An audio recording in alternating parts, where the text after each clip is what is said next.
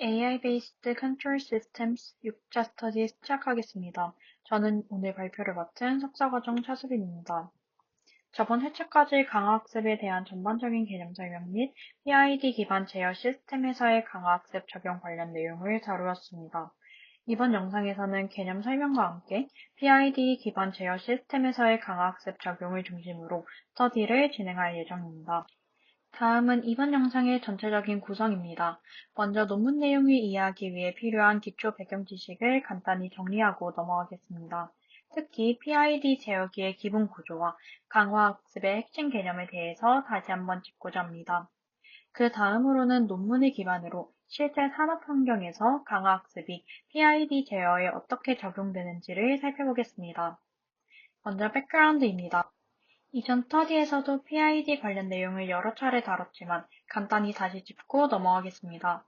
PID 컨트롤러는 고전 제어 이론에 기반하여 온도, 유량, 압력 등 공정과 관련된 시스템 변수들을 제어하고 유지하기 위해 사용되는 피드백 루프 기반의 제어기입니다. 이 PID는 목표값, set value와 실제값 사이의 오차를 계산하고 해당 오차를 기반으로 비례, 적분, 미분, 세 가지 요소를 조합하여 제어 출력을 만들어냅니다. 즉, 시스템에서 오차가 발생했을 때 해당 오차의 현재 크기, 누적 정도, 그리고 변화 속도까지 고려하여 얼마나 제어해야 할지를 결정하게 됩니다. PID 제어는 오차를 세 가지 방식으로 분석하여 각각의 성분의 개인 값을 곱해 조합합니다. 먼저 비례 제어 같은 경우에는 현재 시점의 오차에 비례해서 제어 신호를 발생시킵니다. 오차가 클수록 더 강한 제어가 이루어져 빠른 반응 속도를 유도합니다. 다만 단순히 비례형만 사용할 경우 정상 상태에서 오차가 남는 문제가 발생할 수 있습니다. 두 번째로 적분 제어의 경우 오차가 시간적으로 얼마나 누적되었는지를 고려합니다. 이를 통해 스테디 스테이트 오차, 즉 장기적으로 남아있는 오차를 제거하는 역할을 하며 시간이 지남에 따라 누적 제어량을 통해 목표값에 도달하도록 만듭니다. 마지막으로 미분 제어는 오차가 얼마나 빠르게 변하고 있는지 그 변화율을 계산하여 급격한 변화에 미리 대응하고 시스템의 진동이나 불안정성을 억제하는 역할을 합니다. 각 항목의 비중은 상황에 따라서 조정되며 지글러-니콜스 방법이나 오토 튜닝 기법 등을 통해서 개인 값을 설정하게 됩니다. 다음으로 강화학습에서 자주 사용되는 핵심 용어들을 간단히 복습하고 넘어가겠습니다. 먼저 환경은 에이전트가 다양한 행동을 해보면서 그에 따른 결과를 관측할 수 있는 일종의 시뮬레이터입니다. 에이전트는 말 그대로 행동 주체인데요. 환경 속에서 반복적으로 현재의 상태를 인식한 후 그에 맞는 행동을 선택하고 그 결과로 보상을 받게 됩니다. 보상은 양수, 음수 혹은 0일 수도 있고 해당 보상을 통해 에이전트는 어떤 행동이 더 좋은 행동인지를 학습하게 됩니다. 이 중에서도 오늘 다루는 논문과 특히 관련 깊은 두 가지 개념이 바로 보상과 정책입니다.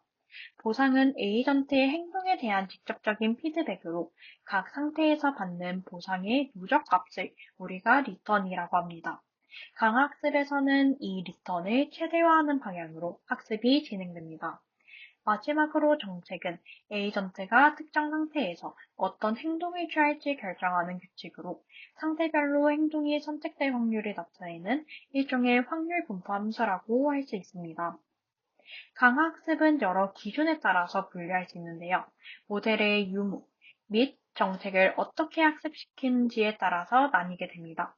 이 중에서도 오늘은 DQN과 SAC에 대해서 다뤄보고자 합니다. 먼저 강화학습은 환경에 대한 사전 정보가 있는지의 여부에 따라서 크게 모델 베이스드와 모델 프리 방식으로 나뉩니다. 모델 베이스드 방식은 환경이 어떻게 작동하는지를 알고 있는 상황에서 사용하는 방식입니다.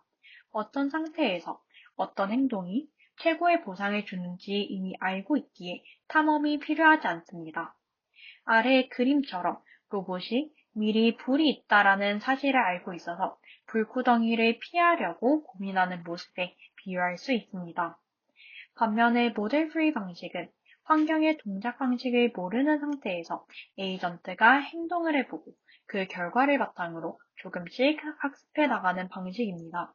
이때는 여러 번의 시도를 통해서 보상을 최대화하는 정책을 학습하며 탐험을 통해서 환경을 직접 경험해야 하기에 탐험이 필수적입니다. 아래의 예시처럼 로봇은 불구덩이가 있는 것을 모르기에 한번 빠져본 후에야 학습을 할 수 있는 구조죠. 오늘 설명드릴 DQN과 SAC는 둘 다 이 오른쪽 모델 프리 방식에 속하는 알고리즘입니다. 모델 프리 알고리즘은 또다시 밸류 베이스드 방식과 폴리시 베이스드 방식으로 구분할 수 있습니다. 먼저 밸류 베이스드 방식은 각 상태, 행동 쌍의 가치를 학습한 후 이를 통해서 정책을 간접적으로 최적화합니다. 대표적인 예가 DQN인데요. 에이전트는 환경에서 행동을 하고 보상과 다음 상태에서의 Q 밸류를 바탕으로 Q 펑션을 업데이트해 나갑니다. 이 과정에서 보상이 높은 행동을 선택하는 방향으로 정책이 간접적으로 최적화되며 탐험과 활용 사이의 균형을 맞추는 것이 핵심입니다. 반면에 폴리시 베이스드 방식은 정책 자체를 직접 최적화합니다. 즉, 어떤 상태에서 어떤 행동을 선택할지에 대한 확률 분포를 직접 조정하는 방식으로 학습이 이루어집니다. 이때는 보상을 최대화하는 방향으로 정책을 정사학법 등의 최적화 알고리즘을 통해서 계속 업데이트합니다. SAC와 같은 경우에는 이러한 밸류 베이스드 방식과 폴리시 베이스드 방식을 통합한 알고리즘입니다. SAC와 DQN이 일부 연결되는 내용이 있기에 DQN부터 간단히 복습하고 넘어가겠습니다. 큐러닝은 여러 번의 시도, 즉 에피소드를 통해서 상태에서 행동을 선택하고 그 결과로 받은 보상과 다음 상태를 기반으로 Q 밸류를 반복적으로 업데이트하면서 최적 정책을 학습하는 방식입니다. 이때 사용하는 것이 바로 이 Q 테이블인데요. 이는 상태와 행동쌍에 대해서 기대되는 미래 보상 값을 이렇게 테이블 형식으로 저장해 두는 구조입니다. 하지만 큐러닝에는 몇 가지 한계점이 존재합니다. 첫째, 상태 공간이 커질수록 큐 테이블이 기하급수적으로 커진다는 점. 둘째, 데이터 간 상관관계가 높아서 학습 속도가 떨어진다는 점. 마지막으로 q 펑션이 계속 바뀌면서 타겟 값이 불안정해진다는 점입니다. 이러한 문제를 해결하기 위해서 등장한 것이 바로 Deep Q Learning입니다. Q 테이블 대신에 신경망을 사용해서 Q 값을 근사하고 Experience Replay와 Target Network 분리를 통해서 위의 한계점들을 해결하고자 하였습니다. 하지만 DQN에도 여전히 주요 한계가 있습니다. 바로 타겟 네트워크가 행동 선택과 가치 평가를 동시에 수행한다는 점인데요. 이로 인해서 Q 밸류가 과대 추정될 수 있습니다. 따라서 후속 연구인 DDQN에서는 온라인 네트워크는 행동 선택만, 타겟 네트워크는 평가만 수행하도록 역할을 분리하였습니다. 여기서 더 발전한 것이 SAC입니다. 액터, 크리틱 구조를 사용하여 액터는 행동 선택, 크리틱은 가치 평가를 담당합니다. 또한 독립적인 Q 펑션 학습을 위해서 2개 이상의 Q 네트워크 블록을 사용하였으며 Q 밸류 중에서 최소값을 사용함으로써 과대 추정 문제를 해결하고자 합니다. 오른쪽의 그림을 보시면 DQ에는 하나의 Q 네트워크 블록만 사용하는 방법, 반면 SAC는 Q 네트워크와 폴리시 네트워크를 구분하여 독립적으로 학습하는 구조임을 확인하실 수 있습니다.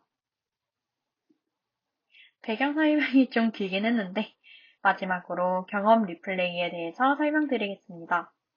리플레이 메모리는 에이전트가 매 타임스텝마다 했던 경험을 저장해두는 일종의 버퍼입니다. 이 경험들은 바로 학습에 사용되는 게 아닌 일단 메모리에 저장해 두었다가 학습할 때 무작위로 샘플링하여 사용됩니다. 이렇게 하면 학습 데이터 간 상관관계를 줄이는 동시에 다양한 경험들을 활용해 결과를 도출하기에 일반화 성능을 높일 수 있습니다. 그러나 모든 경험에 동일한 가중치를 부여하기에 중요한 경험이 덜 학습될 수 있는 문제가 발생합니다. 이를 해결하기 위해 등장한 방식이 PER입니다. PER은 TD 오차, 즉 예측 보상과 실제 보상의 차이를 기준으로 더 중요한 경험을 자주 샘플링하도록 유도합니다. 그리고 이를 분산 환경으로 확장한 것이 바로 오늘 소개드릴 논문에서 사용된 DP2R입니다. 여러 개의 에이전트가 각자 경험을 수집하고 공유된 우선순위 큐에서 데이터를 샘플링하는 구조로 설계됩니다. 여기까지 PID 컨트롤러 및 강화학습 관련 개념들을 쭉 설명드렸습니다. 이어서 논문 내용을 바탕으로 강화학습이 PID 제어에 어떻게 적용되는지를 설명드리도록 하겠습니다. 해당 논문은 원자력 발전소 내 자동 운전, 특히 콜드 셧다운 작업의 자동화 필요성에 대해 다루고 있습니다. 원자력 발전소는 전 출력 운전 시에는 자동화가 잘 되어 있지만 정지 운전 단계에서는 운전원의 소동 제어에 크게 의존하고 있습니다. 이는 오류 발생 가능성이 높은 작업으로 알려져 있는데요.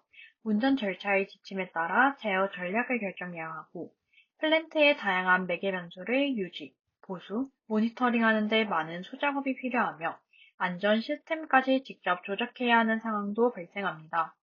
전통적인 PID 제어 방식은 시스템을 안정화시키는 데에는 유용하지만 파라미터 튜닝이 어렵고 고차 시스템에서는 성능 저하가 발생하기도 합니다. 최근에는 이러한 작업을 자동화하기 위해 심층 강화학습 기반의 제어 방식과 PID 기반 제어 방식을 결합하여 적용하려는 시도가 이루어지고 있습니다. 콜드 셧다운 작업이 구체적으로 어떤 절차를 의미하는지 살펴보겠습니다. 해당 작업은 원자로의 연료 재장전 이후 원자로를 자실작해 출력을 높이기 위한 일련의 운전 절차 중 하나입니다. 특히 차가운 정지 상태에서 뜨거운 정지 상태로 전환하는 단계인데요. 오른쪽 그림에서 여기 색칠된 영역에 해당하는 단계입니다. 이 과정의 핵심 목표는 다음과 같습니다. 가압기에서 증기방울을 만들어낸 후 압력과 수위를 안정적으로 제어하는 것, 그리고 각 구성 요소가 고온 정지 조건, 예를 들어 평균 온도는 176.7도보다 낮게, 중성자 계수는 0.99 미만 등을 만족하도록 정확한 운전 지침에 따라 제어하는 것입니다. 아래의 이 테이블은 이때 주요 매개 변수가 어떻게 변화하는지를 보여주는 예시입니다. 이제 자동화를 구현하기 위해 필요한 작업 정의와 분석에 대해 말씀드리겠습니다. 먼저 각 운전원의 행위가 어떤 목적을 달성하려는 것이었는지 구체적으로 정리하고 작업을 수행하기 위해 필요한 정보와 결과로 얻어야 하는 제어 신호 또는 동작을 명확히 정의합니다. 이러한 작업 분석을 하는 목적은 다음과 같습니다. 콜드 셧다운 과정에서 중요한 운전 목표를 식별하고 어떤 작업들이 수동 제어에 해당하는지를 구분하며 자동 제어기로 전환할 수 있는 작업에 대해 어떤 입력 데이터를 기반으로 어떤 출력을 만들어야 하는지를 정의하고자 합니다. 오른쪽의 분석 결과표와 같이 작업들을 구체적으로 컨트롤 태스크와 체크 태스크로 나눌 수 있습니다. 컨트롤 태스크는 제어기가 작동해야 하는 작업, 즉 특정 장치에 대해서 직접 제어가 필요한 작업들입니다. 예를 들어서 압력 조절이나 밸브 조정과 같이 실제로 제어가 필요한 작업이 컨트롤 태스크로 분류되어 있습니다. 반면에 체크 테스트는 장비 조작 없이도 모니터링이나 상태 확인만을 필요로 하는 작업들입니다. 이어서 심층 강학습 기반 제어기에 대해서 설명드리겠습니다. 원자력 발전소의 콜드 셧다운 과정에서는 먼저 가압기 내부에 버블을 생성한 후 냉각 정지 동작이 수행됩니다. 이때 가압기 내부의 압력과 수위를 효과적으로 제어하기 위해서 두 개의 DRL 기반 제어기와 한 개의 규칙 기반 제어기로 구성하였습니다. 먼저 DRL 기반 제어기는 연속적인 제어를 담당합니다. 이는 규칙을 명확하게 정의하기 어려운 상황에 적합한데요. 프레셔 컨트롤러는 감압 밸브와 스프레이 밸브를 조절해서 압력을 유지하고 레벨 컨트롤러는 충전 밸브를 통해서 수위를 50%로 유지합니다. 해당 제어기들은 LSTM 네트워크 기반으로 설계되었으며 SAC 알고리즘을 통해 훈련을 진행합니다. 반면 규칙 기반 제어기는 디스크릿 컨트롤러를 수행하며 if then 방식으로 단순하게 논리를 적용할 수 있는 경우에 사용됩니다. 대표적으로 백업 히터나 프로포셔널 히터와 같이 상태 기반 동작이 분명한 제어를 담당하게 됩니다. 다음은 디어럴 학습의 핵심인 보상함수의 설계입니다. 가압기의 압력 및 수위를 목표 상태에 가깝도록 유지하기 위해서 두 개의 보상 알고리즘을 활용합니다. 레벨 리얼드는 가압기 온도가 포화점인 약 200도에 도달하여 수위 제어기가 작동하기 시작한 이후부터 보상을 주기 시작합니다. 그리고 현재의 수위와 목표 수위인 50%의 차이에 따라서 보상을 설정하게 됩니다. Pressure Weird는 압력을 25제곱킬로그램에서 29제곱킬로그램 사이로 유지하도록 설정하고 실제 시스템의 압력과 목표하는 압력인 27제곱킬로그램에서의 차이에 따라서 보상을 제공하게 됩니다. 이때 압력 변화가 작더라도 보상 변화에 민감하도록 하기 위해서 차이의 제곱값을 사용하며 이를 통해서 정밀한 압력 제어가 가능하게 됩니다. 원자력 발전소 데이터는 비선형성과 시간 관련 특성을 가지고 있습니다. 따라서 연속적인 제어 수행 및 원자력 발전소의 동적, 시계열적 데이터 처리를 위해 LSTM 구조를 활용하였습니다. 압력과 수위를 제어하기 위한 네트워크를 분리하여 설계하였으며 각각 독립된 LSTM 네트워크를 가지고 있습니다. 네트워크는 입력층, LSTM층, 출력층으로 구성됩니다. 입력층에서는 시간별 플랜트 상태와 설정 값들을 받아들이고 LSTM층에서는 시간 정보를 순차적으로 처리하며 출력층에서는 각 밸브의 동작을 결정하게 됩니다. 각 층에 대해서 좀 더 구체적으로 설명드리겠습니다. 먼저 입력층입니다. 입력은 현재 상태뿐 아니라 직전 상태도 함께 고려하여 2차원 배열 형태로 입력됩니다. 이때 플랜트 파라미터들의 추세를 반영하기 위해서 10초간의 시간 윈도우를 설정하였습니다. LSTM 계층은 시간 윈도우와 동일한 10개의 셀로 구성됩니다. Pressure Policy Network는 가압기 압력, 가압기 수위, 감압 밸브 위치 및 스프레이 밸브 위치에 4가지 플랜트 매개 변수와 압력 경계로부터의 거리를 포함하는 2가지 수정된 변수를 활용합니다. 레벨 폴리시 네트워크는 가압기 수위 및 철징 밸브 위치와 관련된 2가지 플랜트 매개 변수와 지정된 수위로부터의 2개의 거리 값을 활용합니다. 이렇게 구성된 LSTM 네트워크는 시간에 따른 상태 변화를 효과적으로 학습할 수 있게 도와줍니다. 마지막으로 출력층입니다. 출력층에서는 각 제어 대상 부품에 대한 3가지 동작인 닫기, 유지, 열기 중 하나를 선택하게 됩니다. 출력층에서는 각 제어 전략에 대한 예상 보상 획득 확률을 계산합니다. 이를 위해 소프트맥스 함수를 사용하여 네트워크 출력을 0과 1 사이의 확률 분포로 변환하며 모든 출력값의 합이 1이 되도록 합니다. 이후 디어렐 제어기는 해당 확률값에 따라서 제어 전략을 선택합니다. 이렇게 디어렐 제어기는 LSTM 네트워크를 통해 시계열적인 원자력 발전소 데이터를 입력받아 학습된 정책에 따라 적절한 제어 동작을 생성하게 됩니다.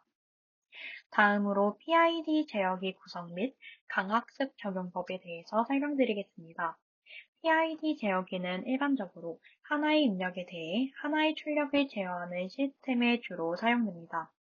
따라서 해당 연구에서는 압력 제어를 위해 감압 밸브 및 스프레이 밸브용 PID 제어기를, 수위 제어를 위해 주입 밸브용 PID 제어기를 사용하였습니다. 구조는 다음과 같은데요. 히터 제어에는 특정 조건에서 켜거나 끄는 간단한 if-then 논리를 적용하였으며 각 밸브에는 독립적인 PID 제어기를 적용하였습니다. 감압 밸브와 스프레이 밸브는 압력 제어에, 주입 밸브는 수위 제어에 사용됩니다. 특히 스프레이 밸브는 가압기 내에 기포가 생성된 후에만 작동하도록 조건부 스위치도 추가해 주었습니다. PID 제어기의 성능은 비례이득, 적분이득, 미분이득이라는 3가지 이 파라미터를 어떻게 설정하는지에 따라서 크게 달라지게 됩니다. 이상적으로는 시스템의 정확한 수학적 모델, 즉 시스템이 입력에 대해서 어떻게 반응하는지 설명하는 방정식을 알고 있다면 해당 모델을 기반으로 PID 개인 값을 정밀하게 계산할 수 있으며 이를 기반으로 정밀한 제어가 가능합니다. 그러나 원자력 발전소와 같이 복잡하고 큰 시스템의 경우 정확한 수학적 모델을 만드는 것이 매우 어렵거나 불가능할 때가 많습니다. 따라서 해당 연구에서는 지글러-니콜스 방법론과 심층 강화학습 기반의 튜닝 방법을 활용하였습니다. 지글러-니콜스 방법은 시스템의 수학적 모델을 몰라도 튜닝할 수 있는 휴리스틱한 방법입니다. 따라서 원자력 발전소와 같이 수학적 모델을 알기 어렵거나 복잡한 시스템에 널리 사용되는 전통적인 튜닝 방법입니다. 우선 시스템의 피제어 모드, 즉 적분 이득과 미분 이득이 0인 상태로 설정합니다. 이후 개인을 증가시키면서 시스템이 진동을 시작하는 시점의 극한 이득과 진동 주기를 측정하여 아래와 같이 정해진 표에 따라서 최적 개인을 계산하게 됩니다. 우측의 그래프는 이를 시각적으로 보여줍니다. 두 번째 PID 튜닝 방법은 DRL 기반 접근입니다. 여기서는 강화학습 에이전트가 다양한 개인 조합을 시도하며 압력과 수위 유지라는 목표 달성에 대한 누적 보상을 최대화하는 방향으로 학습합니다. 정책 네트워크와 큐 네트워크를 이용해 최종적으로 가장 높은 위얼드를 얻는 개인 조합을 찾는 방식으로 전통적인 방법보다 더 정밀하고 유연한 튜닝이 가능합니다. 실험 세팅입니다. 원자력 발전소의 냉각 정지 운전 중 핵심 목표인 가압기 압력 및 수위 제어에 대해 DRL 기반 제어기와 PID 기반 제어기가 얼마나 효과적으로 작동하는지를 평가하고자 하였습니다. 발전소는 다음 가압 경수로를 기준 발전소로 설정한 다음 해당 루프의 PWR을 참고하여 한국원자력연구원에서 개발을 진행하였다고 합니다. 개발된 DRL 기반 제어기를 훈련하고 검증하기 위해 소형 원자로 시뮬레이터가 실시간 테스트베드로 사용되었습니다. 시뮬레이터에서 초당 데이터를 샘플링하였으며 가압기 압력 및 수위 변화에 충분한 시간이라 간주하여 제어기는 10초마다 구성 요소를 조작할 수 있도록 설정하였습니다. 학습 시간을 단축하기 위해 다중 CNS 환경을 구축하였으며 20개의 CNS 환경을 병렬로 운영하였습니다. 메인 컴퓨터는 DLL 에이전트를 훈련하고 서브 컴퓨터에서는 시뮬레이션을 수행하도록 설계하였습니다. 최종적으로는 DLL 기반, 지글러 니콜스 기반 PID, DLL 기반 PID 이렇게 세 가지 제어 방식을 비교하여 성능을 분석하였습니다. 각각에 대한 실험 결과를 말씀드리겠습니다. 우선 DRL 베이스드 컨트롤러에 대한 학습 및 종료 조건에 대한 실험 결과입니다. 압력과 수위를 동시에 제어하는 DRL 제어기는 여러 에피소드를 통해서 학습하며 각각의 에피소드는 하나 이상의 종료 조건을 만족하면 종료됩니다. 예를 들어 평균 최대 확률이 특정 값 이상으로 수렴하거나 총 운전 시간이 8시간을 초과하거나 운전이 비정상 범위로 벗어나는 경우 종료됩니다. 학습 과정에서는 256개의 샘플 데이터를 사용하였는데 이보다 적을 경우 학습이 불안정하게 진행되는 점을 확인하였습니다. 에피소드당 보상의 추이를 통해 학습이 얼마나 안정적으로 이루어졌는지 판단하는데요. 실험 결과 압력과 수위 제어 모두 약 2000 에피소드 이후 안정적인 보상값에 도달함을 확인할 수 있습니다. 그래프에서도 보시다시피 보상과 확률이 일정 수준에서 수렴하는 형태를 확인할 수 있습니다. 다음으로 PID 베이스드 제어기 튜닝 방식에 따른 결과 비교입니다. 표를 보시면 감압 밸브, 스프레이 밸브, 충전 밸브 각각에 대해 튜닝된 파라미터가 정리되어 있습니다. 오른쪽 그래프에서는 각 밸브에 대해 세 가지 파라미터 조합인 표기값, 지글러 니콜스, DRL 기반을 적용했을 때의 시스템의 응답 곡선을 확인하실 수 있습니다. 보시면 DRL 기반 튜닝이 보다 빠르게 목표값에 도달하고 오차와 진동이 적은 점에서 더 우수한 성능을 보임을 확인할 수 있습니다. 즉, DRL 기반 튜닝이 단순한 경험 기반 방법보다 더 정밀하고 안정적인 제어를 가능하게 한다는 것을 실험적으로 확인하였습니다. 마지막으로 실험에 대한 종합적인 결과입니다. 세 가지 제어 방식 중에서 DRL 방식으로 튜닝된 PID 제어기가 오차와 도달 시간 측면에서 가장 우수한 성능을 보였습니다. 먼저 가압기 압력 제어 결과입니다. 왼쪽의 그래프를 보면 DRL 방식으로 튜닝된 PID 제어기는 목표 압력인 27제곱킬로그램에 대해서 빠르게 수렴하며 진동이 가장 적은 모습을 보입니다. 오른쪽의 누적 오차 그래프에서도 확인할 수 있듯이 DRL 방식으로 튜닝된 PID 제어기가 지글러 니콜스 방식이나 DRL 기반 제어기 자체보다 누적 오차가 더 작게 나타났습니다. 다음은 가압기 수위 제어 결과입니다. 이 부분에서도 DRL 방식으로 튜닝된 PID 제어기가 가장 적은 누적 오차를 기록하였습니다. 왼쪽의 수위 변화 그래프를 보시면 DRL 방식으로 튜닝된 PID 제어기는 목표 수위인 50%에 가장 빠르게 도달하며 오차 없이 안정적으로 수렴하고 있습니다. 반면에 지글러 니콜스 방식의 PID 제어기는 목표 값을 지나친 뒤에도 수렴 속도가 느리고 진동도 상대적으로 크다는 점을 확인할 수 있습니다. 오른쪽의 누적 오차 그래프에서도 같은 경향이 확인되며 DRL 튜닝 PID 제어기의 오차가 가장 낮았습니다. 마지막으로 전체 성능을 수치로 정리한 표입니다. 압력 제어를 보면 DRL 방식으로 튜닝된 PID 제어기의 평균 오차는 다른 제어기보다 작고 도달 시간도 10분으로 가장 빠릅니다. 수위 제어 측면에서도 DRL 튜닝 PID가 평균 오차가 가장 낮고 목표 도달 시간 역시 38분으로 다른 방식보다 빠릅니다. 이러한 실험 결과들은 DRL 기반 제어기와 기존의 PID 제어기 모두 원자력 발전소의 특정 운전 단계 자동화에 적용될 수 있음을 보여주며 특히 DRL 기법을 활용하여 PID 제어기의 성능을 최적화할 수 있음을 시사합니다. 결론입니다. 본 연구에서는 원자력 발전소의 냉각 정지 운전 중 자동화를 위해 심층 강화학습 기반 제어기와 전통적인 PID 제어기를 비교하였습니다. DRL을 통해 매개면소를 조정한 PID 제어기가 기존의 튜닝 방식이나 순수 DRL 제어기보다 목표값 도달 정확도와 속도 면에서 가장 뛰어난 성능을 보였습니다.